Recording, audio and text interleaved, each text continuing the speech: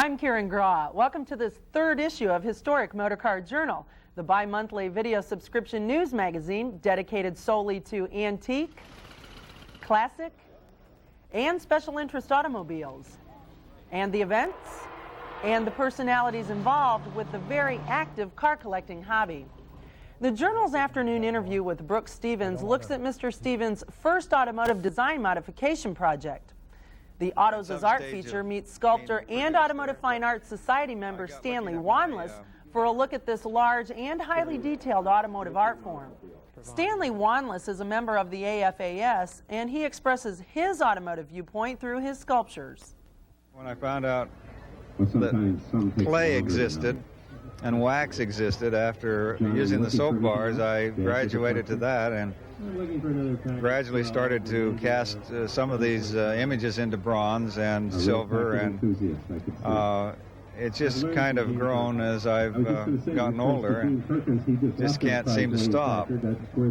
I try not to go by scale, but yet rather by the feel of the automobile.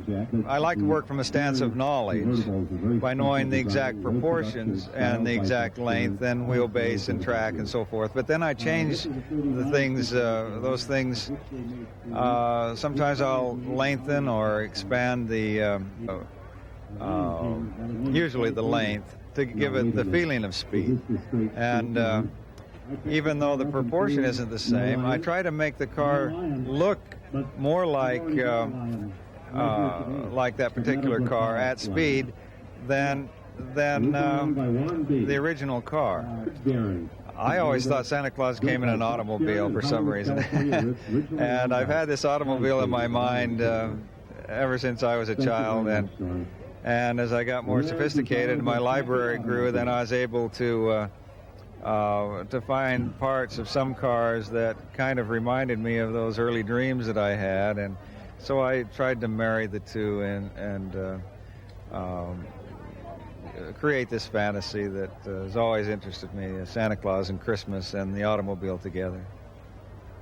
There's a certain mystique about James Dean, a certain amount of Americana that has taken place since the years of his death, and he's much more popular now than he ever was when he's alive, and he makes a lot more money now than he did when he was alive. I was told that he spent almost his entire earnings in putting together the movie of Giant in buying this Porsche Spider, and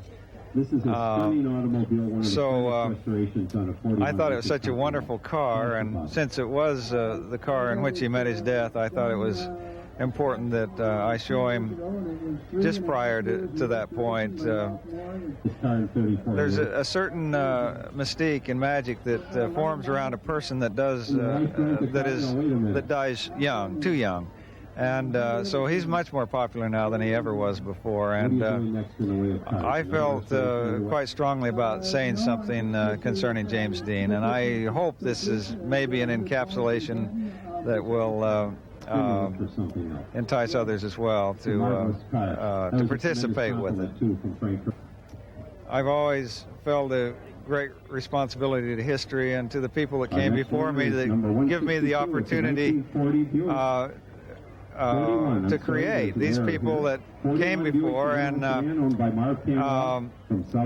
for example, Jefferson said that he was a warrior so that his son could be a farmer, so that his son could be a poet.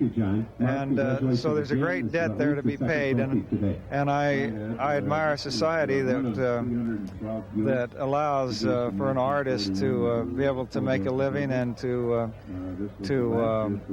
leave things maybe greater than himself. If you'd like information on the artwork of Stanley Wanlass, please contact Renaissance International.